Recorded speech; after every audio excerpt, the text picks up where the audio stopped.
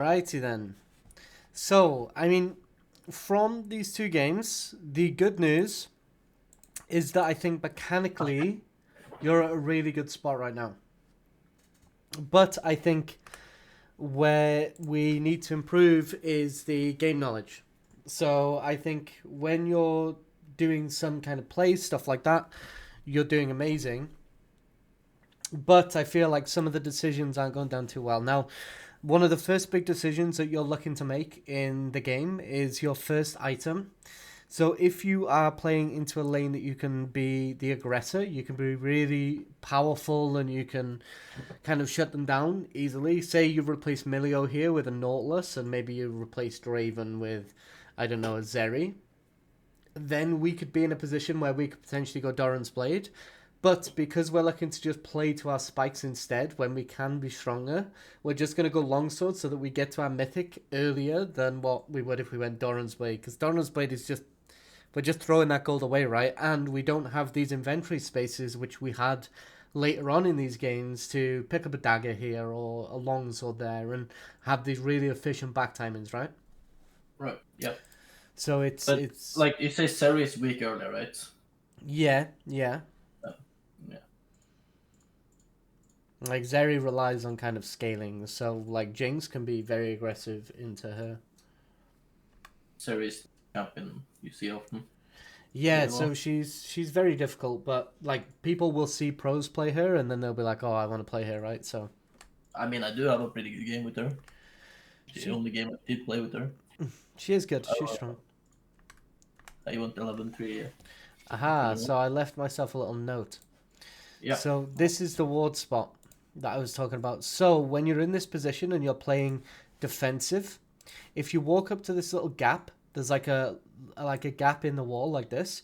If you Yep. walk up to here and you put a ward, see you've got these two waterfalls, Yep. water, rock, water. If you just hold your cursor here, it'll You actually did. put the ward there for you. Okay, so in the middle of the waterfall, like the second waterfall. Yeah, so the waterfall on the left, Yeah. And I there. have to be standing like all the way into the wall in that Yes. crack. Yeah. So here Yeah. I see it. in this exact crack, and then you ward in the middle of the where the water hits, and it will always go in here for you. So when you're in this position, you get like vision of the river, and it can be really really good. Right. Yeah. It's just a little bit awkward to know how to do it. You know, you just kind of abuse the terrain a little bit. So again here, like, so we're playing into a lane where we're not forced to do anything. So what we're gonna do, this entire lane, is we're just gonna sit back and we're gonna wait for the Draven to, just basically either push waves into us, which is fine, we get the wave and then we scale, or we're just going to wait for him to recall and then we're going to get a reset in as well. We don't really need to, even if we get an earlier recall timer off that's like really, really good and it's amazing, we're still not going to be able to use that advantage to kill Draven because he's still way too strong in comparison to our champion. So we're just playing it as safe as we possibly can. These waves like this on the tower are really good because they're already pretty much set up for you to last hit. Your last hitting on the tower is actually very good, I will admit. Good usage of your W as well to make sure that you get that last hit too. So pretty much all of them there, which is really, really good. Obviously, we do have Emilio that's kind of dooming the wave a little bit, I which mean, I'd rather take the Emilio over the Twitch. yeah, that is true. We're gonna pretend that Twitch doesn't exist. No, it is true. Yeah. I'll change my league name to Don't Pick. Oh, never mind. They removed names. Oh yeah, true. Yeah. Don't pick Twitch. All of a sudden they pick Twitch. You don't know that the names were removed. Okay, so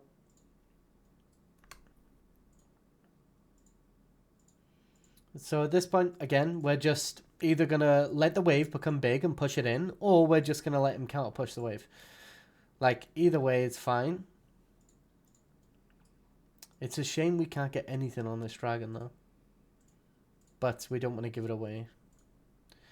And our wave is in a good spot. But like here, I know they're gonna go for. or the Drake. Like I knew the Drake was coming up, or at least I should have known. Should I have pushed away, or did I like do? No, because the thing is, let's say for example, right now they go to Dragon, you push the wave out, Draven doesn't go to Baron, freezes it, and your Lee Sin gets forced off the Dragon, like when it's nearly low. Let's say the Dragon gets like, 2000 HP and he gets forced off it, then your wave is going to be doomed, and the Dragon is not going to be ours anyway. So all of a sudden, all you've done is completely ruined your lane, and you've got nothing out of it. So because you cannot control that variable of if your team manages to get that dragon, that is not a controllable variable, so you do not focus on it whatsoever. Because if you do, you're not going to climb. What's a shame about this game though is that the Pantheon like was actually trolling. I mean, I think he just didn't understand Pantheon too well. I mean, it's not unusual for supports to be really low on XP, but he did make some kind of big mistakes throughout. But either way, I think this was actually a really, really good game. So here's another thing here. So because your melee comes out, so I don't know, you didn't do this on purpose, did you? Like you didn't know what was happening here, right? Or Like I pulled my yeah. So because you pulled their melee in, like, and they've only got casters left, this is going to be a slow push. But this now means that you're free to leave the lane. So what you now need to think in your head is you have this much time to leave lane and help this fight. So as long as you are back, because obviously their cannon is going to come up here, right, and is going to have the same amount of HP. So their cannon's HP is going to determine how long you can come and help this fight. So even though you don't have prio, it looks like they have prio, they don't. This is kind of like fake prio because you can still move. Priority is when you're pinned to the tower and you can't move, otherwise you'll lose a lot. Here, you're not really going to lose that much. Like casters, it's going to be annoying, but it doesn't matter if we lose some casters if we get someone in the jungle. yeah, it's like 50 gold, right? Yeah. So it's like, okay, so now we can move. Now, what do you think was one of the big issues here, though? Okay, let's see. Okay. Let's see. Like I still don't have any info. Now I should have run. Like now I know they're coming Okay. in. But like we couldn't actually do anything. Yeah. But what Uh, else? So right here, what should you have done in a second? What should you have okay. done here? We should have tried to caught the Kindred maybe. No. I mean, here you just need. Oh, wait. What did you say? Sorry. Like caught the Kindred. Yeah, like you need to pan your camera. You need to move your camera because you need to have a look. How much HP does she have right now? Like, we have no idea, right? What if she is walking into the jungle right now with 40% HP? If she is, that's so bad that we can literally just leave now. We can just go because she is gonna die. So Kindred is a little bit more awkward, but let's say that's another jungler that doesn't have any mobility. We need to be instantly looking at that so we know if we can go because we don't know how much she's got right now. Like, I can't tell you if it was better for you to farm this wave on the tower or go and kill her because we just don't have that information. So make sure you're moving your camera about. This way your F keys become really handy. Because you can just quickly F key over Lee Sin and you'll still see the Kindred's HP bar. Oh yeah. I hate the F keys though. Like they're super awkward. They are at first for sure. Like they are very, very awkward. They get much easier over time. But yes, they're very, very awkward. I do understand. But yeah, no. I'll be better at the minimap for sure. Yeah, it will help you a lot. I hooked up OBS to like put only focus on the minimap and then put it on the 65-inch. Oh, Jesus. So I have the possibility to have a big minimap. That's huge though. Like you don't need that big. So the thing is with the mini map is so a lot of people often make it really, really big. Like seriously. And what happens then is it's just more area for you to not look at. So it's like you have to get into the habit of when you look at the minimap, what action are you going to be doing that is then going to allow you to look at the minimap. So here, what do you think the mistake was? I went for the basic attacks. Yeah, but it was earlier than that, right? So right here, we know we want to crash and reset, right? That's all we want to do. So as soon as this wave is huge like this, as soon as it's spread out, what do you think we need to be doing in this position? Let's see, just rocket the shit out of it. Don't Yeah, have to put in the lane. backline, rocket the backline. Pantheon's all the way up here, so this is free for us. Rocket the backline, kill these off. That'll go in. If they freeze it, we don't care. We get a reset off. We come back with a lot of gold. Like, we'll have our Berserker Greaves, we'll have a pickaxe, we'll be super, super strong. But because we don't, and we are walking up in minigun, we can't actually do anything.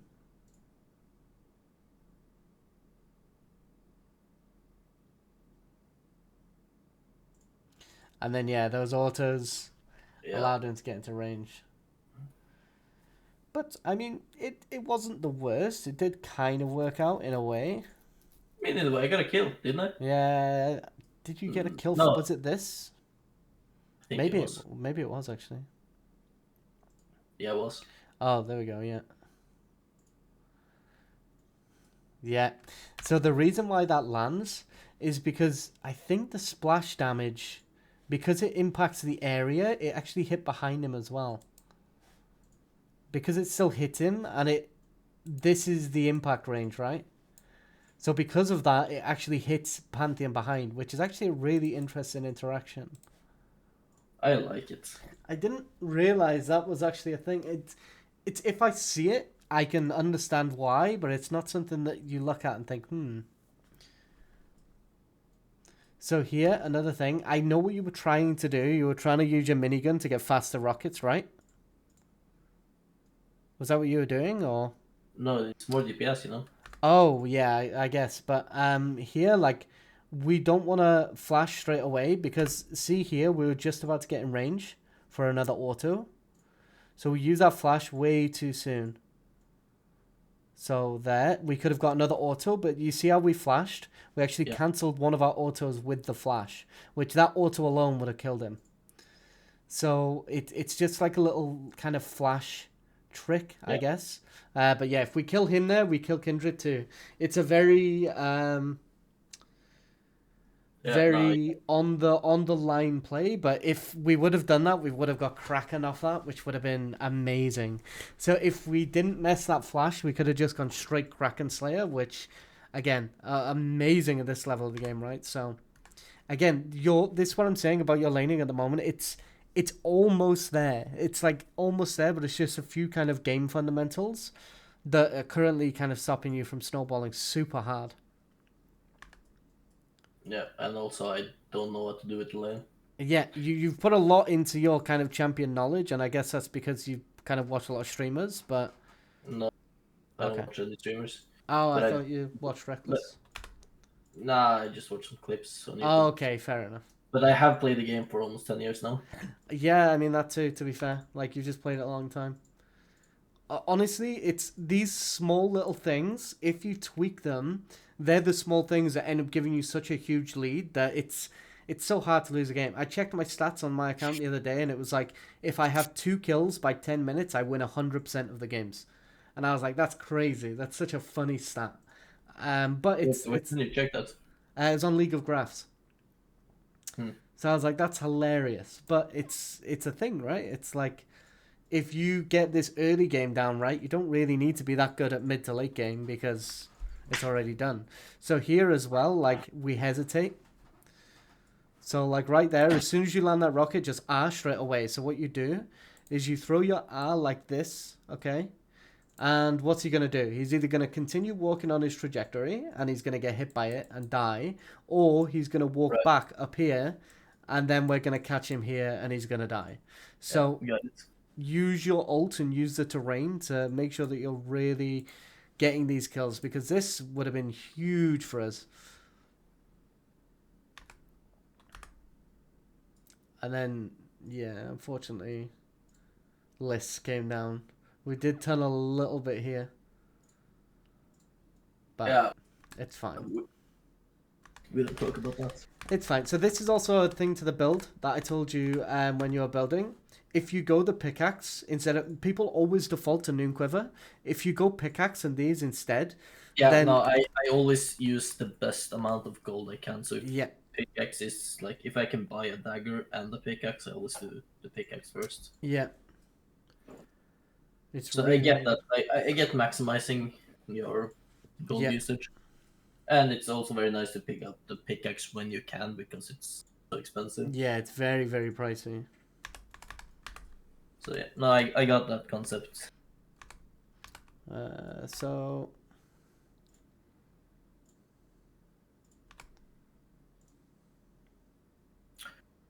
Blue side 46% win rate, red side 65%. oh gee, Yeah, okay, I need to get red side every time. yeah. So if you're on red side, it actually means that yeah, MMR is slightly higher.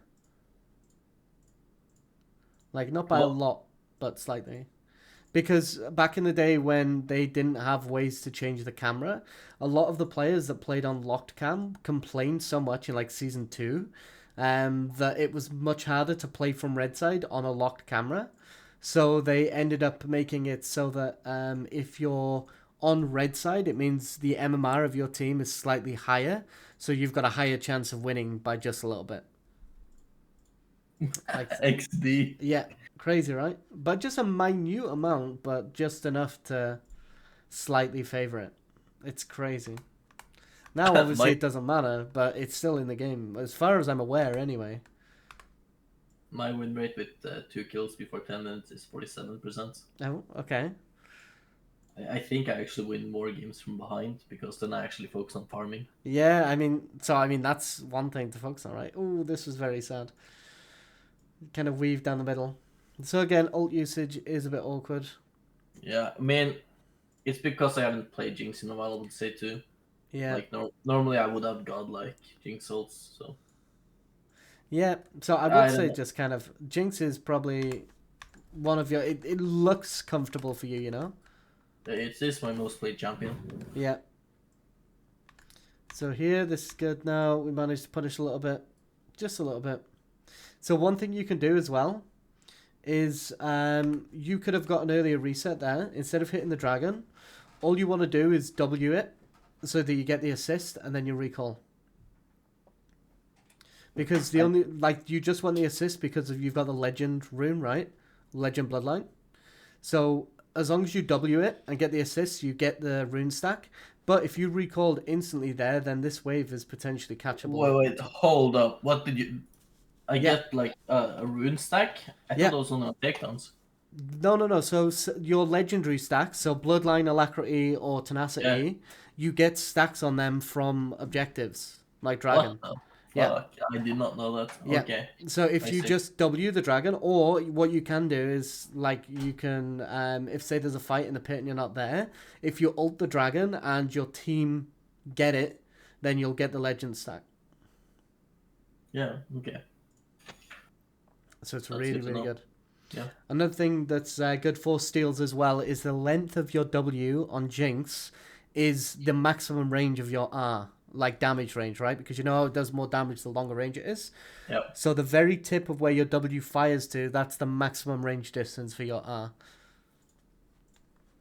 So it's Yeah. really good for maximizing that damage in fights as well, especially if you're chasing somebody down. Nip them with the W for the slow into the R, and you know that you're going to do the maximum amount of damage.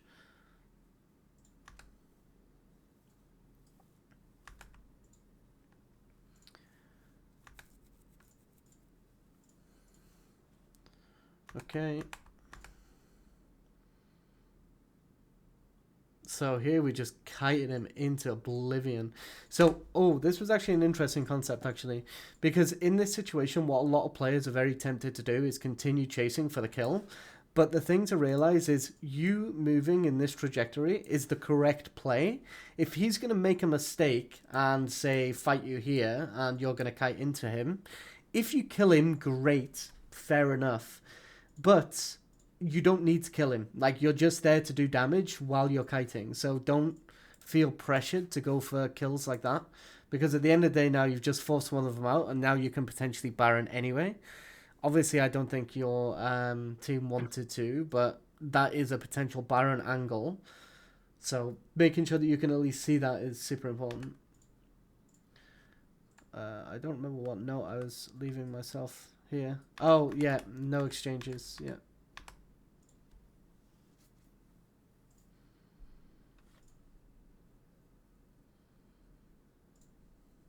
So...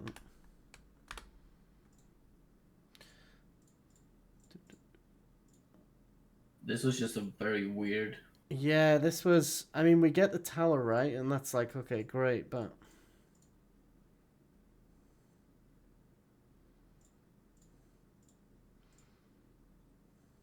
So this is fine. You can go a bit aggressive here because at the end of Yeah, the day, you... it's the passive and Yeah. maybe went a bit too. Yeah, just a tad bit too far, but... I keep forgetting that Kindred has an insane slow. So Yeah, it's basically, I wait. huge. Okay, and now again, you've got your eye. You've still got this dagger on you, but it doesn't matter. You can build it into something. I don't know. We should not have won here. Like, Yeah, this is an interesting push, right? they should not have fought us here. Yeah, It worked out in the end, but we'll take it. We'll take it. So kind of now, yeah. So we won't go as crazy into this one, just because, again, I mean, Twitch did kind of grief a little bit, but I think that even in these ones, there's still plenty of takeaways, right? Yeah, I mean, I didn't play it as good as I could have, sure. Yeah, so the way you play this matchup into the Lucian is because you have such a huge attack range, he only has 500. Now, if Lucian wants to do maximum damage and go for his full like burst, what he looks to do is he gets his W so that he can get movement speed, so that he can auto into... Sorry, he can use his 500 range to get one auto attack into his E and then into his double auto, and then he gets his PTA off that, and then he just backs away. So that's kind of the playstyle that he wants to go with, but because you're Jinx, you don't really need to, allow him to ever do that. Now, yeah, this Twitch, interesting, but one thing to note here that we could have actually done a little bit better is as soon as the Rakan goes on the Twitch here, we just keep hitting the Lucian. Right. Because the Rakan isn't really going to matter. Yeah, no, I get it. Because we could have actually won this, funny enough. Yeah. Not because the Twitch did something correct, but because they did something extremely bad. But yeah, so if your support is getting jumped on like that, just exchange damage with their AD, and you can somewhat even it out with champions like Jinx because of how much attack speed you get off your Q. Like, it's actually quite a lot early game, but unless they do something, silly like that, then you're not actually going to get the chance to do anything there, but...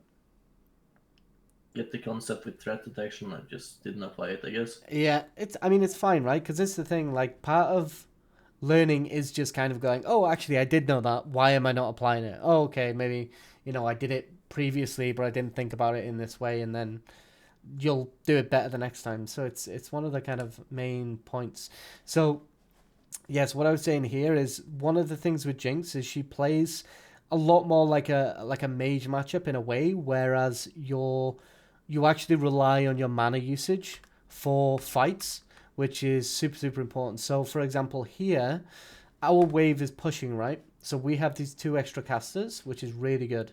So in this position, we don't want to be as far back as we are. We want to kind of walk up and make sure that we're getting rocket spam on them like crazy, because one thing that you learn about playing mages is that you use your abilities inside the wave when they walk there, so that you'll get damage on them and you'll also get damage on the wave. But Jinx kind of does the same thing with her rockets, right? So it plays very much like that, and it's really useful to kind of abuse as much as you can. Right. And let's say if I was playing Caitlyn, I would apply the same thing with the Q then? Yes, yeah. You'd make sure that it's going through the minions and them at the same time, and then you just get a lot more value. So again, I don't want to go as much into this one. as we did the first. So this was kind of just a bit unlucky. We walked up a bit too far. I thought it was like defended because I had a shit ton of caster minions. But, Oh, yeah, no, unfortunately not. Just because it's Lucian, he's yeah. a bit of an early game monster.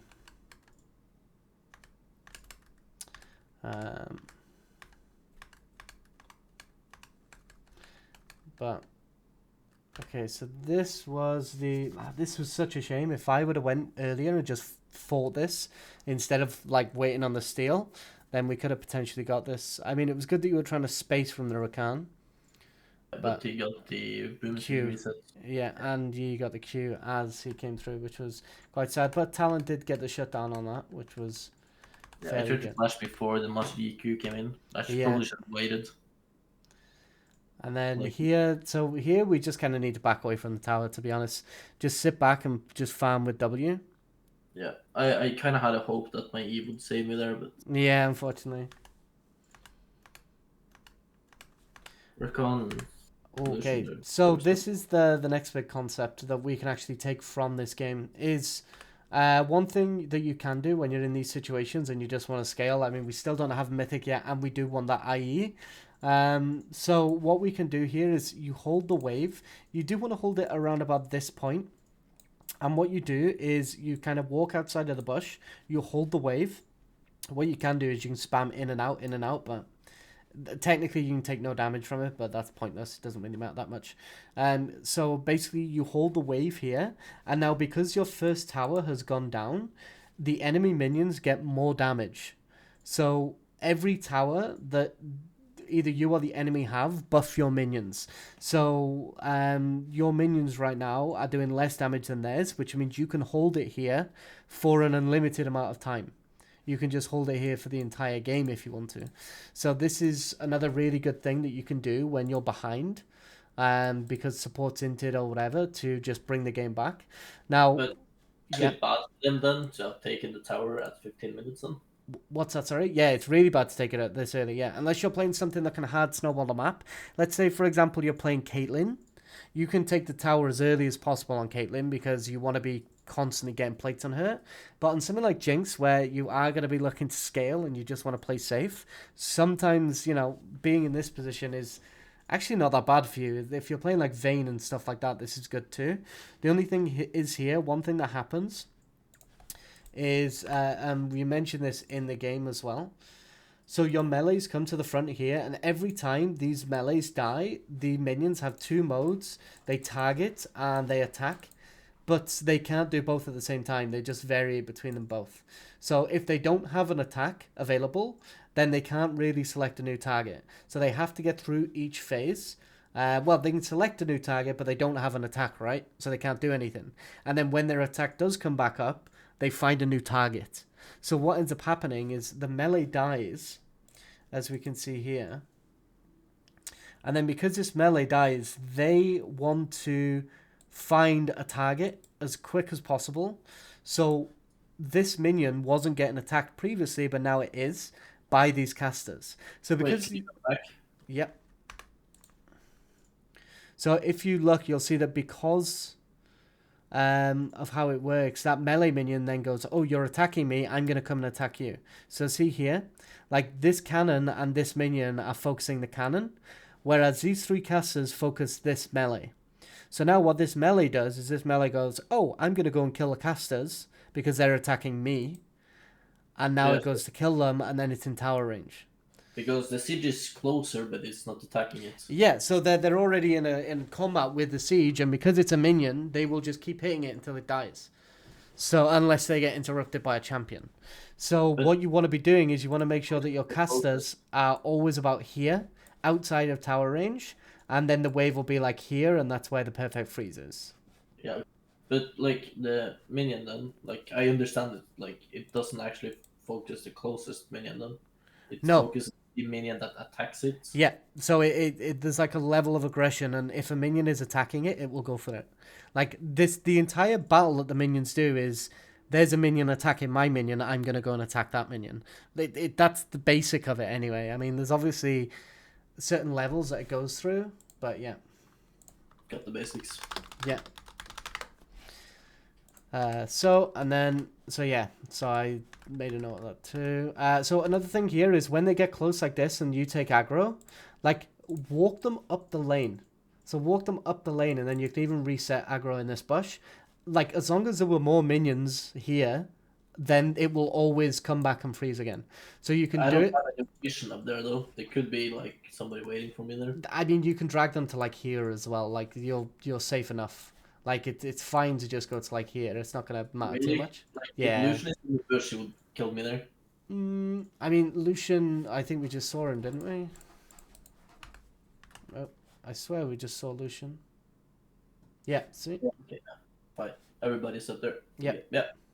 But if I didn't know, Yeah, then he can kill you, yeah. But because we had information on him, it was okay. And then was it this one? No, it wasn't, right? Okay, was it the next one? It was. It was at like 20 minutes, right?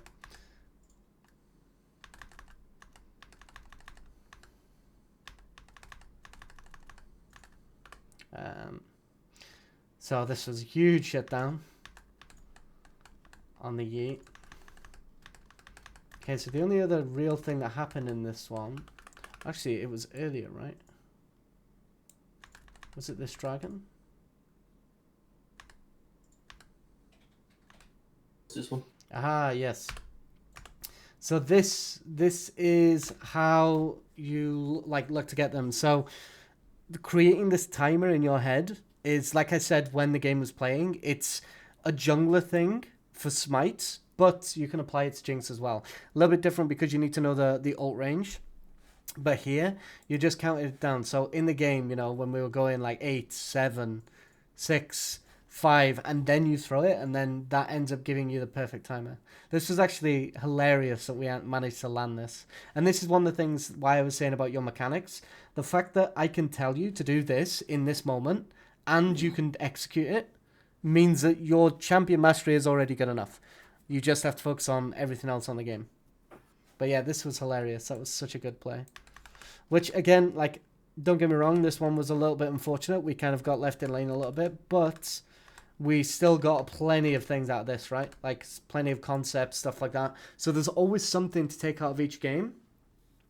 So even if it's a really tilting one like this, sometimes what I find is really helpful is to just go back and just watch over the replay to just untilt, and then you see things in the replay and you're like, oh, I wonder how that works, and then you go and do it, and then you're like, oh, actually that's how I don't mess it up, stuff like that, you know.